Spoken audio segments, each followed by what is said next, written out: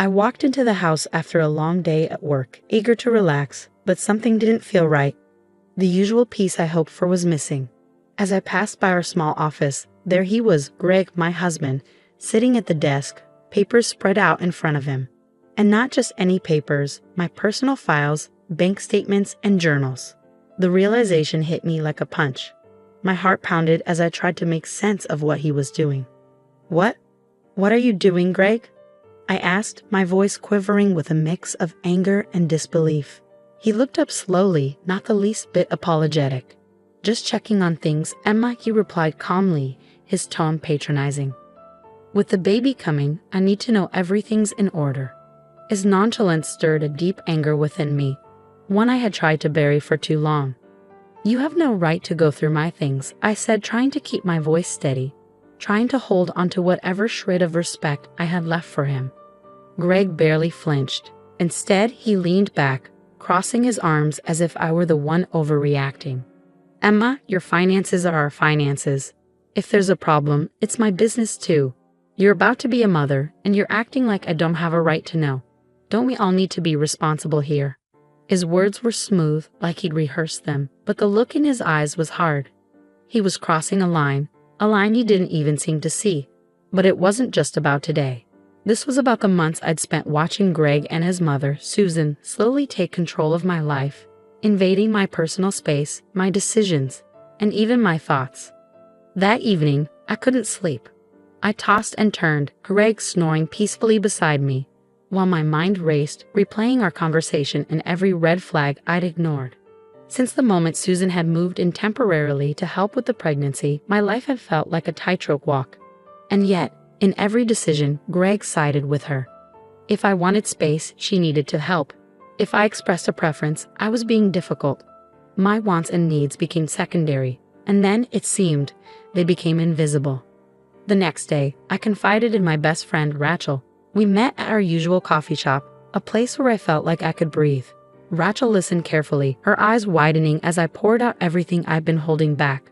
The constant belittling, the passive-aggressive comments from Susan, the feeling of being trapped in my own home. Emma, she said finally, her voice soft but firm, you don't have to keep living like this. You're not alone. You deserve so much better than this. You deserve to be happy. Her words struck me, and a knot I hadn't realized was there loosened just a little. Rachel was right. I didn't have to keep suffering quietly, putting up with Greg's coldness and Susan's manipulations. That day, for the first time, I allowed myself to imagine a life without them. A life where I had control over my choices, where I could raise my child in peace. I realized I needed help. I needed to find a lawyer and get my life back. A few days later, I walked into the office of a family attorney named Ben. The room was warm, filled with light from large windows, and the air felt calm and inviting. Ben looked to be in his mid-40s, with a kind smile and a reassuring presence. I felt a glimmer of hope as I sat across from him and explained my situation. I feel like I'm constantly being watched, I said, my voice breaking as I described Susan's overbearing presence, Greg's constant siding with her, and how they both managed to isolate me from friends and family. It's like they're trying to erase me. Ben listened intently, nodding with understanding. When I finished, he leaned forward. Emma, you're very brave for coming here today, he said. You're taking a necessary step for your well-being and your child's. But be prepared. Standing up to them won't be easy. They'll likely fight this. I'm ready, I replied, and in that moment, I meant it. I can't keep living like this. In the following weeks, Rachel helped me gather documents and create a plan. Each piece of evidence, every journal entry, every carefully saved message felt like a piece of armor. There were nights when I felt like I couldn't go on, when the weight of my decision threatened to pull me under. But each time, I thought of my future, and I thought of my baby. One night, I sat down with my parents and told them everything. They had sensed something was wrong, but they hadn't known the extent. Their support was unwavering, and the pride in my father's eyes as he told me, "You're stronger than you know." Emma gave me the resolve I needed. Finally, the day of the hearing arrived. I barely slept, my stomach a bundle of nerves as I walked into the courthouse with Rachel and Ben beside me. The waiting area was filled with people, all facing their own battles. I tried to steady my breathing, reminding myself that this was my fight for freedom, for my life back. Greg and Susan were already seated when I entered the courtroom. Greg's face was hard, expressionless, while Susan's gaze was cold and sharp, her eyes calculating. She looked at me as though I were a stranger, but that's exactly what I'd become to her. I wasn't the submissive woman she'd wanted me to be. Ben leaned over and whispered, "Remember, Emma, you're here to tell your story, to claim back what's yours." I took a deep breath, feeling my strength return. I was ready. When it was my turn to speak, I walked to the stand, my legs trembling but my mind sharp. I took a deep breath and started from the beginning. I married Greg because I loved him, and I thought we could build a life together. But things changed, I said, my voice steady. His mother moved in without asking me. Suddenly, every decision I made seemed to be a problem. I was treated like an outsider in my own home. The words came easier now, and I continued, describing the feeling of being pushed aside, of constantly being watched, of having every choice questioned and overruled. I shared how Susan would criticize every decision I made, how Greg would defend her no matter what, and how I'd been locked out of my own life. The judge listened intently, her gaze focused and empathetic. "This isn't just about a house or a marriage," I said, fighting back tears. "It's about the right to live freely and to raise my child in a home where I'm respected, where I'm safe." Greg's lawyer presented his side, painting me as overly sensitive, accusing me of trying to separate Greg from his family. They claimed Susan was only trying to help. But when I looked at the judge, I saw that she was listening, really listening to my words.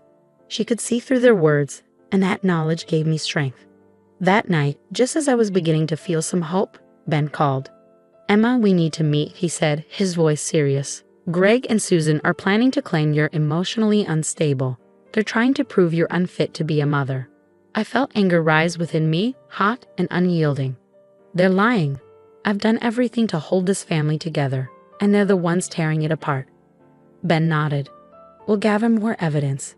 Their claims are desperate, and the judge will see that. But be prepared. They won't back down easily." Over the next few days, Rachel and I worked late into the night, gathering more proof. I combed through my journals, recounting every hurtful moment, every degrading comment. The memories were painful, but each one steeled my resolve. I would not let them win. Finally, the day of the final hearing arrived. The courtroom felt colder, the tension palpable. Greg and Susan sat across from me, their faces hardened. I could feel their resentment, their anger. But I was beyond caring. This was my fight, and I was ready to see it through. As I spoke, I laid bare every moment of manipulation, every instance of feeling like a prisoner in my own home. I described the pain of being isolated, the nights I'd spent crying in silence, feeling like I was disappearing. I could see the judge's expression soften, her brow furrowing as she absorbed my words. Finally, Greg's lawyer tried once more, repeating their claims of my supposed instability. But I saw the judge's expression shift. She wasn't buying it. When the judge delivered her verdict, her voice was calm but firm. "Based on the evidence and testimonies, I find that Emma has endured emotional abuse and manipulation. I am granting her full custody of her child and sole ownership of the home." The relief washed over me, so powerful I thought I might collapse. I'd won. I was free. In the weeks that followed, I moved back into my house, my true home, and started redecorating, reclaiming my space. Every brushstroke of paint, every new piece of furniture felt like a step forward, a small victory in rebuilding my life. And as I stood in what was now my baby's nursery, looking out the window with my hand on my growing belly, I whispered a promise to my child. "You'll grow up in a home filled with love and respect, a home where you can be anything you want to be." I knew my journey wasn't over, but I finally taken control. I was no longer lost. I was finally, truly free.